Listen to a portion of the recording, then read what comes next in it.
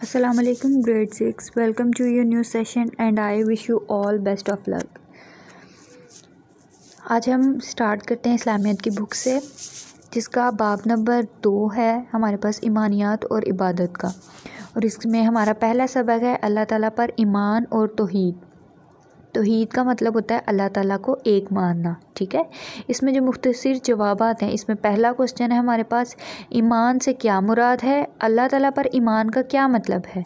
ठीक है, ईमान से मुराद है मान लेना, दिल से तस्लीम कर लेना, यानी हक़ को हकीकत जानकर इस पर यकीन कायम कर लेना। हर मुसलमान का ईमान है कि अल्लाह ताला एक है, वो हमेशा से और हमेशा रहेगा, उसका कोई शरीक नहीं। अब इस जवाब में हमें बताया गया है कि ईमान का मतलब है कि मान लेना, किसी भी चीज़ को दिल से मान लेना। ठीक है, ये ईमान का मतलब ये नहीं होता कि हम बोल तो रहे हैं कि ठीक है हम इस चीज़ को मानते हैं, लेकिन हमारे दिल में कोई खोट है कि हम दिल से उस चीज़ पे एग्री नहीं है। ठीक है, ईमान का मतलब होता है कि हम दिल से भी उस चीज़ का इकरार कर रहे हैं और ज़ुबान से भी, दोनों चीज़ों से हम उस चीज़ का इकरार कर रहे हैं कि हाँ हमें इस चीज़ पर यकीन है। ठीक है, हर मुसलमान का ईमान है कि अल्लाह एक है। ठीक है, और जब से कायनात बनी है उससे पहले से भी अल्लाह ताला मौजूद है और हमेशा तक वो रहेगा। ठीक है, और उसका कोई भी शरीक नहीं है, मतलब अल्लाह जैसी ज़ात कोई भी इस कायनात में, कोई भी ज़ात अल्लाह जैसी नहीं है, अल्लाह के बराबरी कोई भी ज़ात नहीं कर सकती। ठीक है, इसका मतलब है कि हमें उसका कोई भी शरीक नहीं है, हम किसी को भी उसके बराबर शरीक नहीं ठहरा सकते। ठीक है, उसकी ज़ात का, हमें उसकी ज़ात पे ईमान होना चाहिए कि अल्लाह मौजूद है, और उसके अलावा ये बात कि अल्लाह ताला हमेशा से और हमेशा रहेगा। ठीक है, अब हमारे पास नेक्स्ट क्वेश्चन है, तौहीद के लग़वी मानी क्या हैं।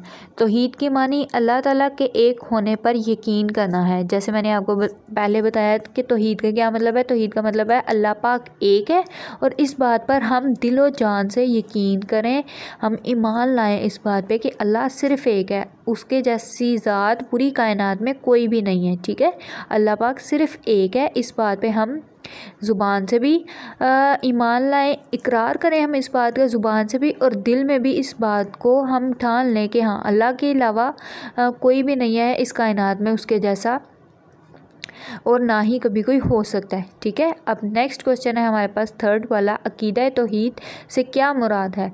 अल्लाह ताला को वाहिद, यकता और एक मानना और एक जानना है, और अल्लाह ताला की ज़ात व सिफ़ात में किसी गैर को शरीक ना करना है। ठीक है, अकीदा तौहीद मतलब कि तौहीद पर यकीन, अकीदे का मतलब होता है यकीन और तौहीद का मतलब होता है अल्लाह को एक मानना।